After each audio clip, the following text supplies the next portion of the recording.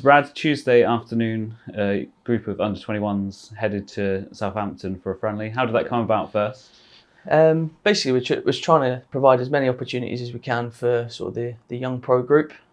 So Nicky Ajose, who's been doing some fantastic work, who's our new under-21 league coach, has been trying to organise some additional games for them.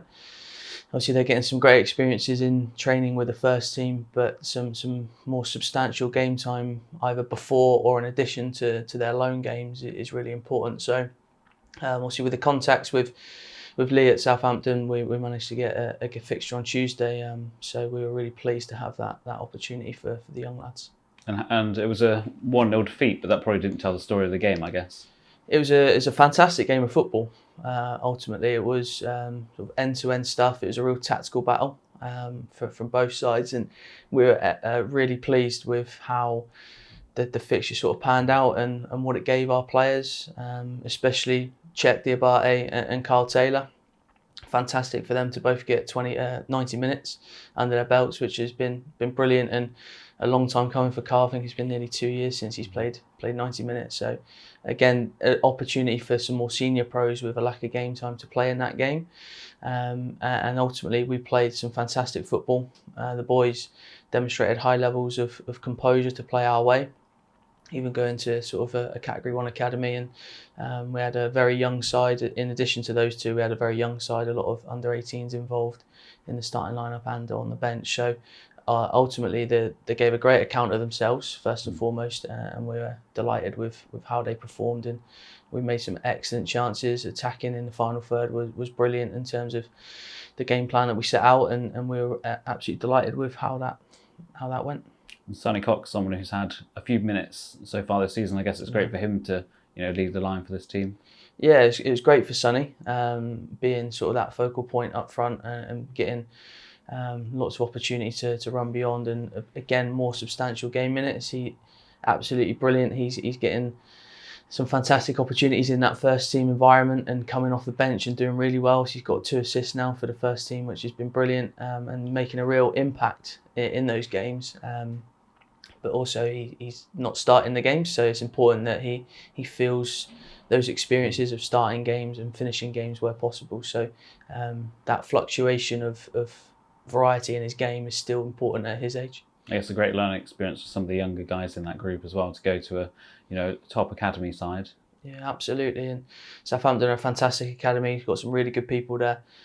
They were very hospitable to us and were very welcoming, and we were delighted to go up there. And yeah, it was a fantastic game and experience for our young lads, and it can set different stress levels for them, and they'll be sort of exposed to high stress levels the higher up the ladder they go. So it's important at different stages to expose them if in a great way, if that makes sense. So the variety of stress levels is important as the variety of games program.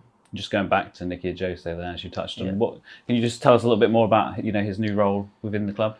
Yeah, so Nicky, again, he's doing some absolutely fantastic work with our young pros. So he sort of oversees the under-21s games program. So he's responsible for organising the games, but also the development of those young players.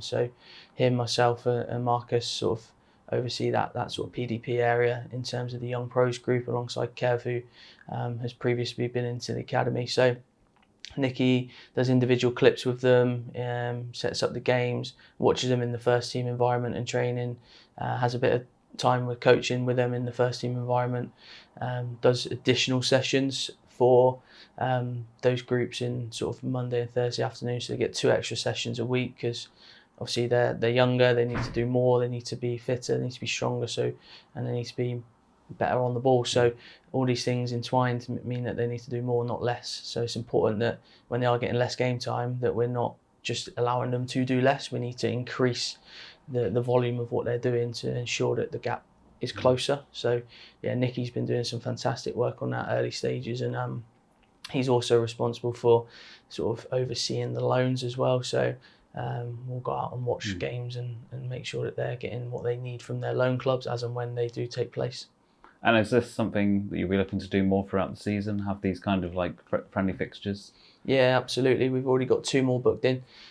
So they are We've got one next month in September against Plymouth, and we've got another one against QPR in November. So really pleased that we're getting more game time for these young pros, because whilst they go out on loan, it's so important for them to play in an Exeter City shirt, because they end up playing for the loan clubs for the majority of the season and never put on the red and white stripes. And it's important to remember the way that we want them to play, the way that Gary wants them to play, as well as getting their respective game time at the loan clubs, which, by the way, have been absolutely fantastic for a number of years, and they continue to do so, providing our boys with a great place to go and play football.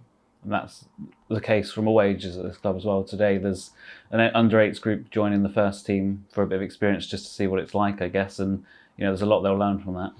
Yeah, the boys are coming in today, and I'm sure they'll have a fantastic day and probably cause some carnage. I think we've got the under-9s in today, so I think they're going to get a bit around training, hopefully speak to some of the pros and some of the academy graduates, I hope.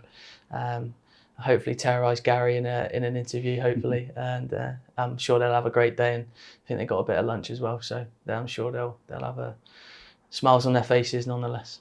And it's something that they can kind of take with them going forward, I guess, to see what the ultimate goal is for them.